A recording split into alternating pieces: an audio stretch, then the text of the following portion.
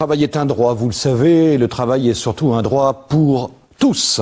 Hier, le centre de gestion de Haute-Savoie et l'association Solidarité pour réussir ont présenté un dispositif qui va permettre d'embaucher dans les collectivités locales 15 jeunes, des jeunes qui sont en situation de handicap. Il s'agit d'un programme de 3 ans. Il doit permettre aux jeunes concernés de mieux s'intégrer à l'issue de leur formation dans le monde du travail. Je vous propose d'écouter tout d'abord Antoine de Menton, le président du centre de gestion de Haute-Savoie, et Jean-Marc Broisier également, le directeur général de l'association partenaire.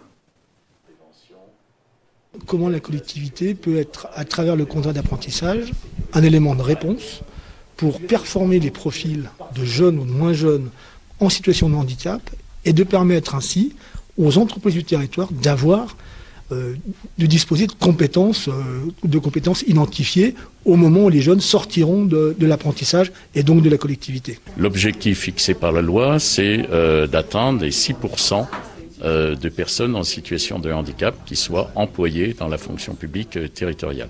Donc globalement, nous ne sommes pas encore à ces 6% en Haute-Savoie, mais chaque année, les collectivités locales progressent en direction de ce 6%. Ça, c'est une première chose.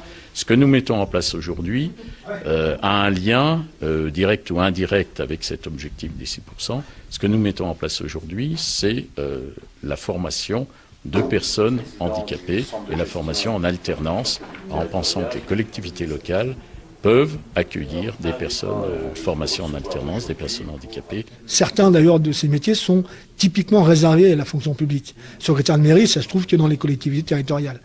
Mais on retrouve un nombre considérable de métiers, que ce soit de l'ordre de la mécanique automobile, on trouve dans les collectivités, on trouve dans le privé.